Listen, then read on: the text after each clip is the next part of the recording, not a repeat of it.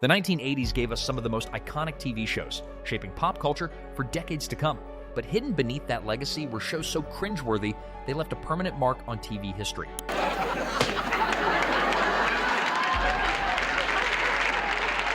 Today, we've gone through the archives to bring you 12 shows from the 80s that everyone hated, the ones that went down in flames and became unforgettable for all the wrong reasons. If you're into the forgotten, the failed, and the TV disasters that are so bad they're good, make sure to hit that like button and subscribe. You remember my friend Henry Desmond? Oh, I don't think so. Oh, yes, hello. You're the one I didn't want. We've got plenty more behind-the-scenes recs to share with you. So let's get into the 12 shows from the 80s that everyone hated. Number 12, Life with Lucy, 1986.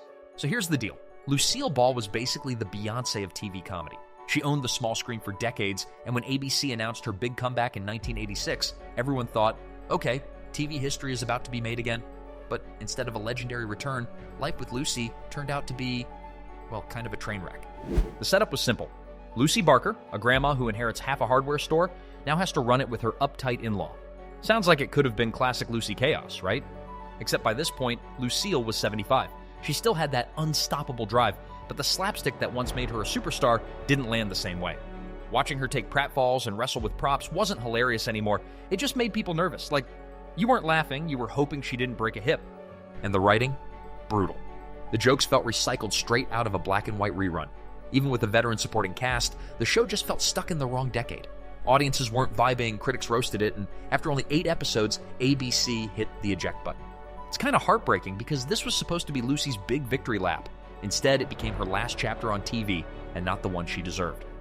Number 11, Bosom Buddies, 1980 to 1982. Tom Hanks in a dress. That's basically the pitch for Bosom Buddies. He and Peter Scolari play 2 broke guys in New York who can't afford rent, so they dress up as women to sneak into a cheap, women-only apartment building. Their alter egos, Buffy and Hildy, strut around in heels, wigs, and awkward fake voices while trying not to blow their cover. It was campy, it was chaotic, and honestly, it was exactly as weird as it sounds. When the show debuted, the ratings were actually solid. Viewers tuned in to watch Hanks and Scolari juggle their double lives, swapping between guy mode and girl mode like it was just another day in sitcom land. But ABC couldn't stop moving it around the schedule, and each shift killed a little more momentum. By season 2, the network decided to downplay the whole cross-dressing gimmick and focus more on the guys' advertising jobs. The problem? Without the wacky disguise setup, it was just another buddy comedy, and not a very funny one.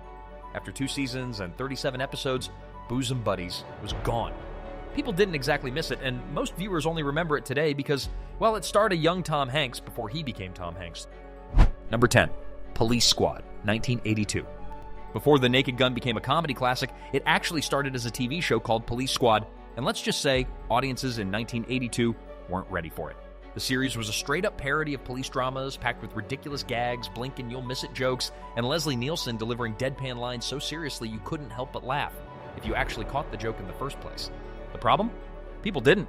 So after only 4 episodes, ABC hit the brakes, airing the last 2 later in the summer like a quiet afterthought. 6 episodes total. And that was it. But here's the thing. Even though the show tanked on TV, it set the stage for something huge. The same team that made Police Squad doubled down and turned the concept into the Naked Gun movies, which ended up becoming some of the funniest comedies ever made. Looking back now, Police Squad feels like it was just ahead of its time. A show that was too weird, too quick, and honestly too smart for the average primetime viewer. Number 9, Square Pegs, 1982 to 1983. Before Sarah Jessica Parker became Carrie Bradshaw strutting through Manhattan, she was Patty Green, an awkward high schooler in Square Pegs. The show followed Patty and her best friend Lauren, 2 nerdy girls who just wanted to crack the popularity code at their school. On paper, it sounded like a teen comedy with all the right vibes, quirky characters, relatable struggles, and plenty of early 80s charm. And honestly, it wasn't bad at first. The pilot even won its time slot. But here's the catch. It aired up against MASH and Newhart, 2 absolute TV giants. That's like dropping your indie band's mixtape the same day Beyoncé releases an album. Brutal. The show had potential, but it just couldn't survive the competition. Behind the scenes, things weren't much better. Creator Ann Beatses admitted the set wasn't exactly squeaky clean, with rumors of drugs and chaos swirling around. Still, Square Pegs has this weird little cult status now. Number 8, Jennifer Slept Here, 1983 to 1984. It felt like it was one of those shows that felt doomed the second it aired. The whole idea was a teenage boy, Joey, living in a house haunted by the ghost of a 1950s movie star, Jennifer, played by Ann Gillian. Instead of being spooky or dramatic, Jennifer was meant to be this quirky ghost who floated in and out of scenes, dropping advice and one-liners while Joey awkwardly tried to keep it together. The problem was that the show never really knew what it wanted to be. Some episodes leaned into corny family sitcom territory, while others tried to make it feel like a teen comedy, and then every now and then it teased a ghost story vibe. Joey's character was basically left to carry the story, but there wasn't much story to carry. People called it messy, repetitive, and awkwardly written. Number 7. The Ropers, 1979 to 1980. The Ropers was spun off from Three's Company, and the idea seemed simple. Stanley and Helen were funny on the original show, so why not give them more screen time? The problem was they were funny because they were side characters. Once they became the main focus, the charm faded fast. The new setting in the suburbs didn't help either. The neighbors were forgettable, the stories were dull, and the jokes felt recycled. Fans expecting the same spark from Three's Company quickly realized this wasn't it. The chemistry wasn't there, and the writing didn't give viewers anything fresh. After just one season, the show was canceled. Number 6, Super Train, 1979. Every once in a while, a network decides to go big or go home. NBC in the late 70s, they went big and then went home real quick. This thing had everything: gyms, pools, a disco, and enough chrome to blind you. The sets were massive, the special effects were expensive, and the guest stars looked like they were wondering how they ended up here. The problem? The show had no clue what it wanted to be. And here's the thing, NBC poured millions into it, making it one of the most expensive shows ever made at the time. But people weren't buying tickets for this ride. Ratings tanked, critics roasted it, and the whole thing derailed after just 9 episodes. Today, Super Train isn't remembered as a hidden show. It's remembered as one of the biggest flops in TV history. Proof that all the money in the world can't save a show if the story just isn't there. Number 5, He-Man and the Masters of the Universe, 1983 to 1985. He-Man looked like every kid's dream show. Giant muscles, crazy villains, and that famous line, "by the power of Grayskull." But behind all the magic swords and explosions, the show had people rolling their eyes. It wasn't just a cartoon, it was one long commercial. Mattel launched the toy line first, then built the series around it, and suddenly, every episode felt like it was designed to sell the next action figure or playset. That wasn't the only problem. Every episode was packed with battles. He-Man never actually killed anyone, but there was always sword swinging, blasting, and characters throwing each other around. The controversy didn't slow it down, though. He-Man turned into a monster hit. Kids loved the toys, loved the show, and chanted those lines like they were part of some secret club. For adults, it became this weird mix of love and hate, nostalgic for the fun, annoyed at how blatantly it sold to children. Either way, it defined the era. Number 4, Small Wonder, 1985 to 1989. Small Wonder was one of those shows that made you ask, wait, how did this even get made? The whole thing was about a family raising a robot girl named Vicky, who everyone just pretended was a normal kid. She had super strength, aced homework in seconds, and talked in this flat, robotic voice that made every line land like she was reading off a fax machine. And yet, the family acted like this was all perfectly fine. The problem wasn't just that the premise was weird, it was that the show never did anything with it. Every episode felt the same. Vicky tries to be human, fails in an awkward way, laugh track goes off. That was the cycle. The writing was flat, the acting felt stiff, and Vicky's monotone delivery turned what could have been funny moments into pure awkwardness. Even the brother looked checked out half the time, like he knew nothing new was ever going to happen. Still, somehow, Small Wonder ran for 4 seasons. People made fun of it, but somehow it wouldn't go away. Number 3, Mr. Smith, 1984. In 1984, NBC gave the world a sitcom about a hyper-intelligent orangutan working as a political consultant in Washington, D.C.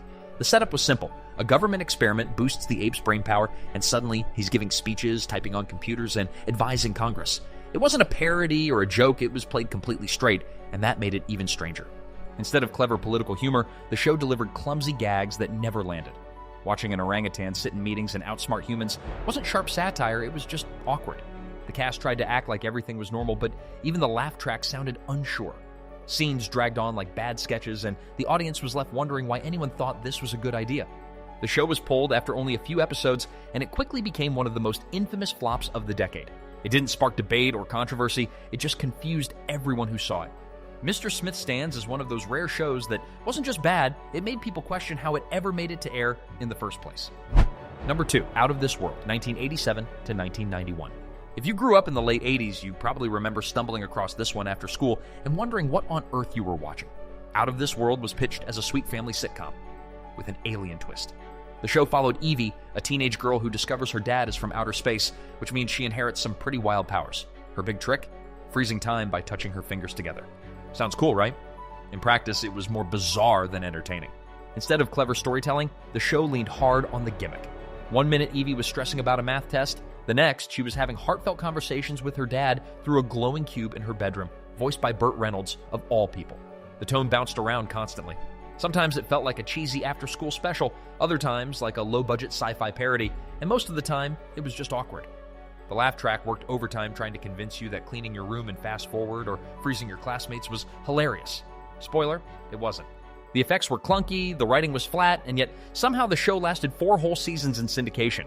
Kids kept tuning in, maybe because the premise was so strange you couldn't look away, but critics never took it seriously, and adults mostly ignored it. Looking back, Out of This World isn't remembered as a cult classic or even a guilty pleasure. It's remembered as one of those shows you half forgot existed until someone brings it up, and then you cringe because, yep, you definitely watched it. Finally, at number 1, Outlaws, 1986. Outlaws was one of those shows that sounded like it had everything going for it, but ended up being way too messy for its own good. The setup was already unusual. A gang of cowboys from the 1800s suddenly finds themselves stuck in 1986. Instead of riding off into the sunset, they start a detective agency and try to fight modern crime with their old-school ways. It was part Western, part cop drama, part sci-fi, and the mix was as confusing as it sounds. At first, the show actually pulled in some curious viewers. People wanted to see what would happen when 6-shooters met skyscrapers, but the excitement didn't last long. CBS moved it to Saturday nights, which was basically the slot where shows went to die. With ratings dropping fast, the network decided to shut it down after just 1 season. Looking back, the biggest issue was that Outlaws never figured out what kind of show it wanted to be. One episode leaned into action, another felt like a Western throwback, and sometimes it tried to be funny, without meaning to. People didn't know what they were signing up for each week, and the inconsistency made it hard to care. Still, the bizarre idea of cowboys running around the 1980s makes it one of the strangest flops of the decade. It didn't work, but it's definitely not a show anyone forgot. Which of these shows made you cringe the hardest? Drop a comment and let us know which 80s series you'll never forget. Whether because it was so bad it's burned into your brain, or because you secretly kind of loved it. And hey, I know some of you are going to defend Small Wonder or Out of This World to the bitter end, so tell me if you think they got an unfair reputation or if the hate was totally deserved. Don't forget to hit that like button if this countdown brought back some awkward TV memories, and subscribe for more nostalgic deep dives into the shows that shaped our childhoods, the iconic hits, and the legendary flops. Thanks for watching, and we'll see you in the next one.